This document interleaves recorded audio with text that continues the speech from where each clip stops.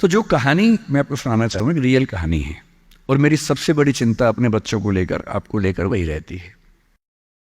मैं जब भी कोई कहानी सुनाता हूँ, नाम, जगह, वो सब बदल देता हूँ ताकि किसी की प्राइवेसी पर हमला ना हो। सबकी राइट टू प्राइवेसी है ना।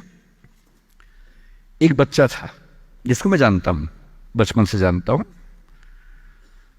बहुत ही जबरदस्त आर्टिस्टिक बच्चा, म्यूजिक का उस्ताद।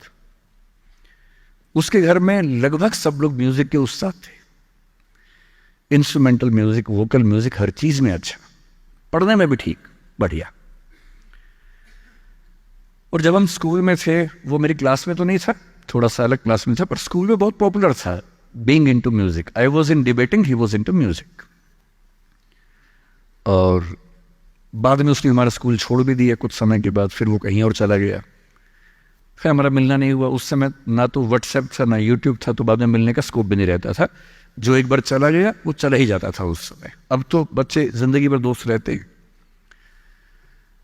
फिर जब मैं दिल्ली यूनिवर्सिटी में आ गया, ग्रेजुएशन कर चुका था, उसके बाद अचानक मुझे एक बचपन का दोस्त मिला जिसने मुझे एक इंटरेस्टिंग क्या, डेवास्टेटिंग बात बताई। तो बात चल रही थी कि स्कूल के दोस्त कहाँ कहाँ हैं, क्या कर रहे हैं। तो बातों बातों में उसका जिक्र भी आया।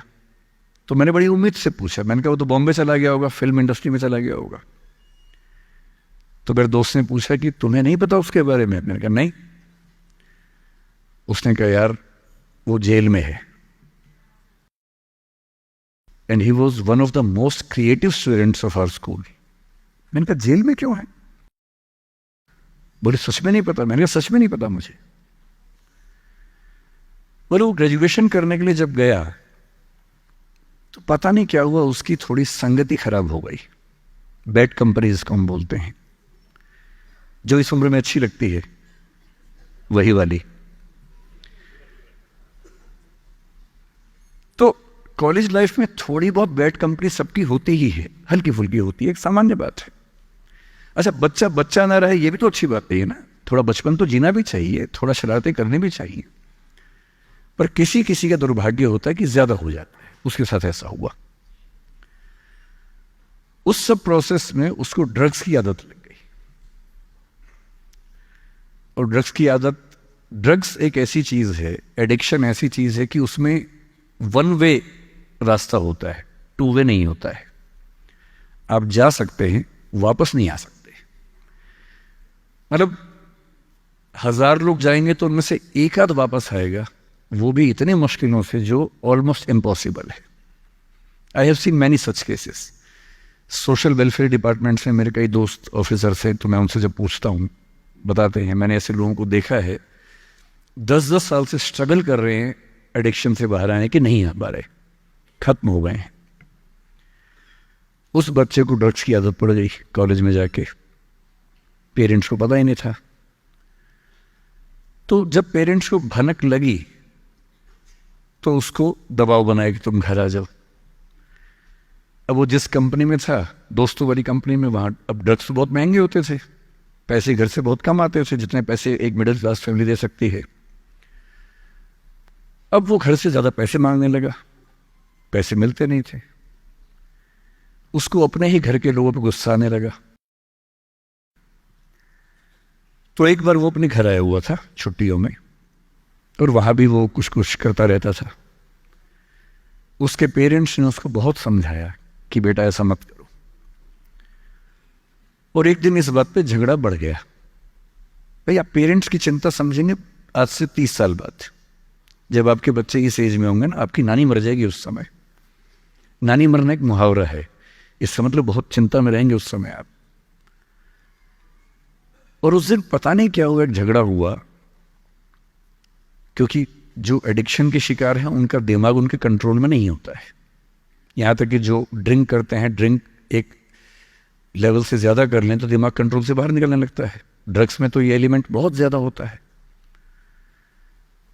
और आधी रात को उसने क्या किया, उसने अपनी फैमिली के 5 लोगों का मर्डर कर दिया।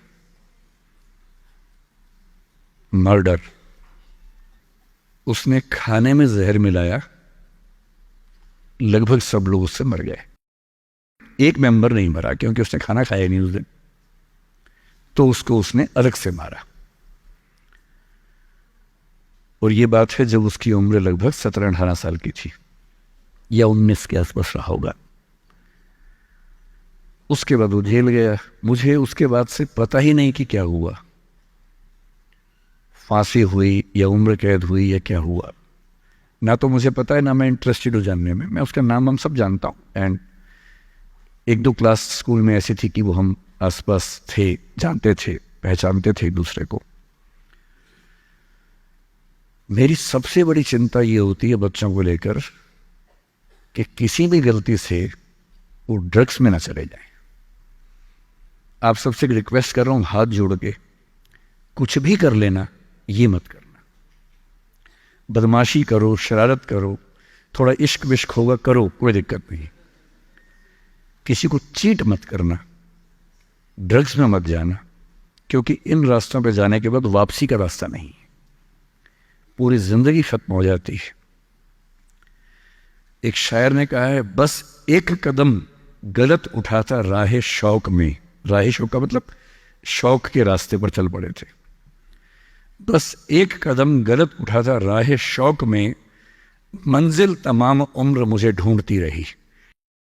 मेरी मंजिल जिंदगी भर मुझे ढूंढती रही, कहां चला गया? सिर्फ एक गलती हुई थी और उस एक गलती ने कहीं का नहीं छोड़ा।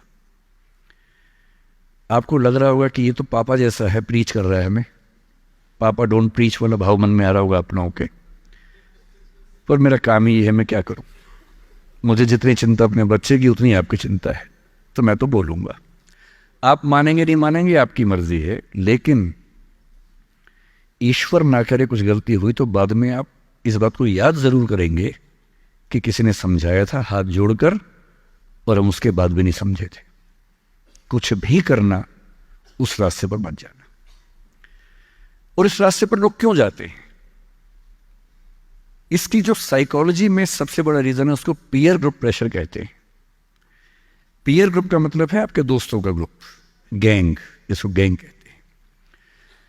जो डेवलपमेंटल साइकोलॉजी है, जो साइकोलॉजी स्टडी करती है कि बच्चे जैसे जैसे बड़े होते हैं उनकी साइकोलॉजी कैसे चेंज होती है, इसको बोलते हैं डेवलपमेंटल साइकोलॉजी। उसमें माना गया है कि ये जो एज है, टीन एज, ये गैंग एज है। गैंग एज का मतलब 3-4 दोस्तों का ग्रुप होता है, वो गैंग की तरह से ऑपरेट करता है। एकदम सीक्रेट्स रहते हैं ग्रुप में, आपस में बातें करते हैं, जैसी कोई आसपास से निकलता चुप हो जाते हैं। उनको लगता है कि उनके पास कुछ सीक्रेट इंफॉर्मेशन दुनिया की ऐसी है जो मोसाद और रॉ और इन्हीं सब के पास होती है, किसी के पास नहीं होती। जबकि वो जो बात कर रहे होते हैं उनके पेरेंट्स वो बात 30 साल पहले कर चुके हैं। वो ऐसी कोई बात नहीं कर रहे जो उनके पेरेंट्स को नहीं पता, वो सब बातें करके ही बड़े हुए हैं। पेरेंट्स भी तो बने ही है ना भाई, ऐसा थोड़ा ना, उन्होंने तो जिंदगी देखी है। पर उनको लगता है कि वो कुछ खास ऐसा जानते हैं। एक दूसरे पर ऐसा भरोसा, पेरेंट्स पर ऐसा अविश्वास, ऐसा उनको खारिज करने की टेंडेंसी, नॉर्मल बात है, कोई खास बात नहीं है, इस उम्र में सामान्य बात है। पर डेवलपमेंटल साइकोलॉजी जब हम पढ़ते हैं तो उसमें कहते हैं कि जो बच्चा होता है 1-2 साल तक का, उस पर सबसे ज्यादा असर उसकी माँ का होता है, क्योंकि माँ उसके लिए पूरा संसार है। उस बच्चे की 2 ही जरूरतें हैं कि जब वो गीला हो तो वही पहुंच दे, जब भूख लगे कुछ खाना खिला दे। शुरू के 6 महीने इन दोनों जरूरतों को जनरली उसकी माँ ही पूरा करती है। तो उसको धीरे धीरे लगता है कि जो माँ है ना, यही मेरा सब कुछ है, और माँ की हर बात को फॉलो करता है वो। 6 महीने के बाद थोड़ा सा बाहर का खाना, घर के बाकी मेंबर्स का असर पड़ने लगता है। 2 साल के बाद जब बच्चा पहली बार स्कूल जाता है, 2 या 3 साल के बाद, तो आप देखेंगे प्राइमरी स्कूल में टीचर्स आमतौर पे महिलाएं होती हैं, विमेन होती हैं, मेल्स नहीं होते हैं। उसके 2 रीज़न है। एक तो मेल्स में इतनी पेशेंस होती नहीं आमतौर पे। अपना ही बच्चा हो तो 2 मिनट के लिए चिकोटी काटना, प्यार करना ठीक है, 2 मिनट के बाद नहीं झेल पाते वो। और बच्चा अगर रोने लगे, उनके चश्मा उतार के मारे, थप्पड़ मार दे, मूंछ खींच ले, इरिटेट हो जाते हैं। 5 मिनट के बाद तो बच्चा पिटता ही पिटता है अपने बाप के हाथों।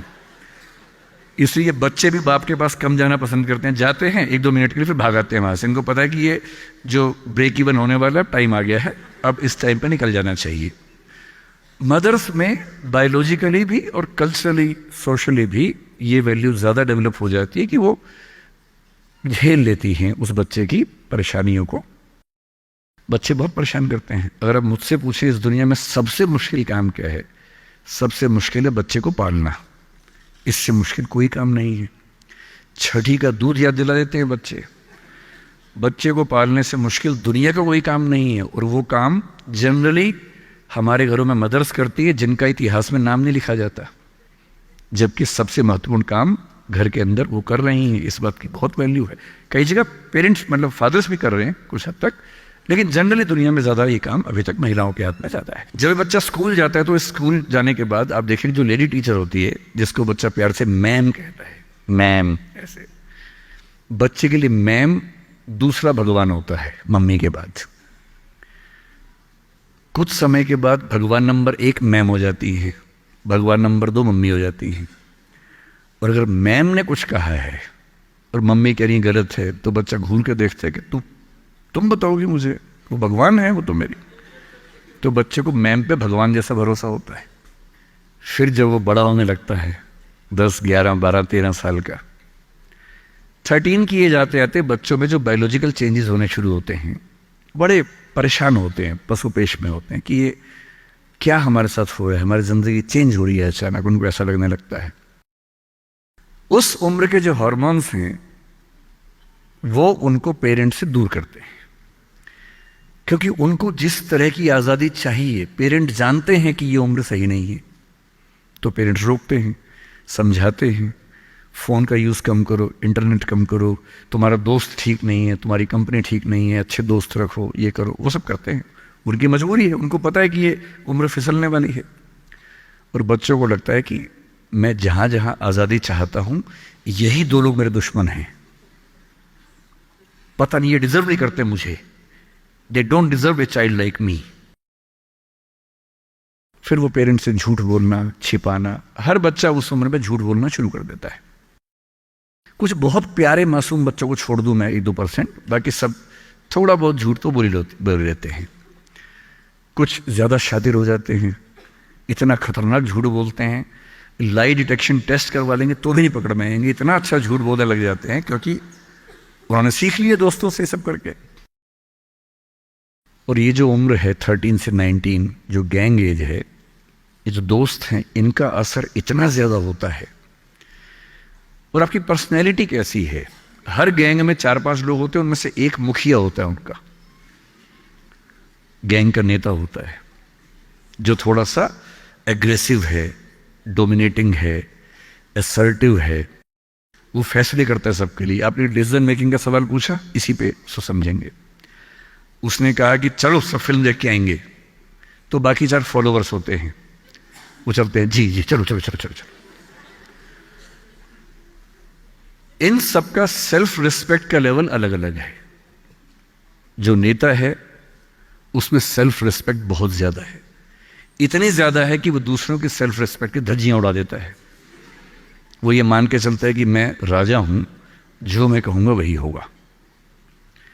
और जो बाकी 4 भेड़ बकरियां हैं, जिनमें कॉन्फिडेंस की कमी है, असर्टिव नहीं है, सबमिसिव हैं, दब्बू हैं, डरपोक हैं, वो बेचारे उसकी बात को फॉलो करते हैं।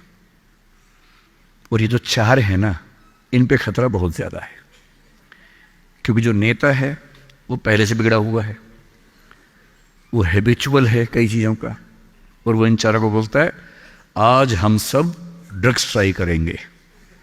पूछ नहीं रहा है, बता रहा है। अब इन 4 में से एक के मन में है कि ना करूं, मम्मी ने उसको 1000 बार समझाएगी बेटा ये मत करना, वो बेचारा बोल ही नहीं पा रहा, घबराहट हो रही है उसको।